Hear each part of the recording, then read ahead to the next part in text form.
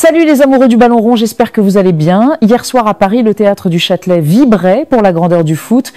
Le Ballon d'Or 2025 aura été une cérémonie de record, de retour gagnant, d'émotion et d'histoire de puissance collective. PSG brille, Barcelone aussi, mais les destins changent. Tu veux savoir pourquoi ce Ballon d'Or est historique? Reste bien jusqu'à la fin et n'oubliez pas de vous abonner et d'activer la cloche de notification. On commence avec le retour en héros d'Ousmane Dembélé. Ousmane Dembélé, 28 ans, remporte son tout premier Ballon d'Or après une saison XXL avec le PSG. Un retour après des années de doutes, de blessures, d'attentes, mais cette saison, tout s'est aligné. Il joue un rôle majeur dans le premier titre de Ligue des Champions du PSG et c'est cela qui l'a propulsé au sommet. Emotion sur scène, il croise énormément avec sa famille, rend hommage à ses coéquipiers, à son club, à ses supporters. Pas juste un trophée individuel, une victoire collective. Et Léo Messi rend hommage à Ousmane Dembélé. Grande Ous, félicitations, je suis tellement heureux pour toi, TU le mérites. Des mots forts, simples et sincères de la part de la légende argentine à son ancien coéquipier du Barça. Une reconnaissance qui montre à quel point Dembélé a marqué les esprits, même chez les plus grands. Ce Ballon d'Or, c'est l'aboutissement d'un parcours semé d'embûches, mais aussi de talent brut. Et si Ousmane entrait définitivement dans la cour des très grands? Il devance Lamine Yamal, le jeune prodige espagnol qui termine deuxième, et le portugais Vitinha arrive troisième. Lamine Yamal, déjà une légende en marche.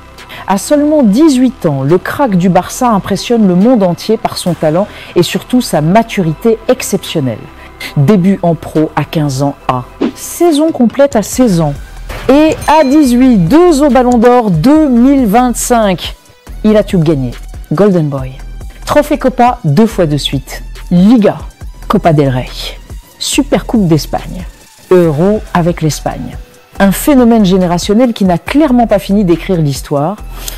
Lamine Yamal, malgré une année exceptionnelle, termine deuxième. Une presque victoire qui suscite l'admiration, mais aussi la controverse chez certains, comme son père qui évoque une injustice morale. Que pensez-vous de cela? Dites-nous dans le commentaire. Et de l'autre côté, Aitana Bonmati, la reine qui ne lâche rien. En parallèle, dans le foot féminin, c'est Aitana Bonmati qui marque l'histoire. 3 ballons d'or consécutifs, 2023, 2024, 2025. Un exploit qui n'a été accompli que par quelques légendes. Elle a brillé encore malgré des défaites difficiles, Champions League, finale, etc. Mais sa constance, sa technique, son influence dans le jeu la rendent incontournable.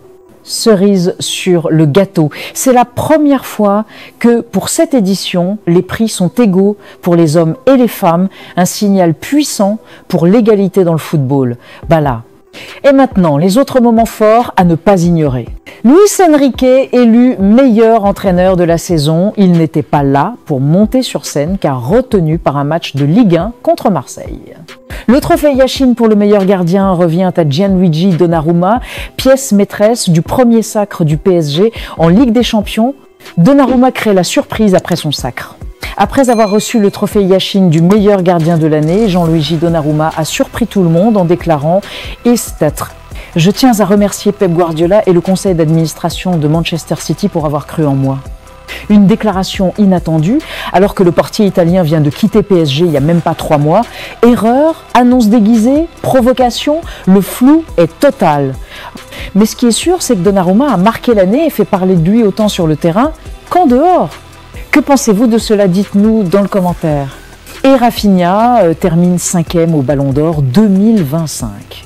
Avec 64 matchs, 38 buts et 24 passes. Et au Brésil, la 5e place de Rafinha au Ballon d'Or 2025 fait réagir et pas n'importe qui. C'est Neymar lui-même qui a lâché un commentaire cash. Rafinha 5e, c'est une blague. Visiblement, l'ex-star du PSG ne comprend pas le classement de son compatriote et ami, une sortie qui fait déjà parler dans tout le pays et bien au-delà. Ce commentaire relance le débat sur la crédibilité du Ballon d'Or et confirme que même entre joueurs, les votes ne font pas toujours l'unanimité. Et de l'autre côté, Pedri termine 11e du Ballon d'Or 2025. Il échoue donc aux portes du top 10, une surprise qui fait déjà débat sur les réseaux sociaux et dans les médias espagnols.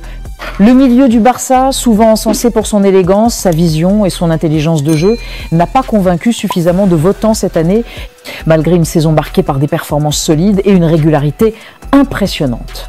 Certains parlent même de scandale, estimant que Pedri méritait mieux au vu de son impact dans le jeu et de sa maturité à seulement 22 ans. Alors simple oubli ou véritable injustice? Dites-nous ce que vous en pensez.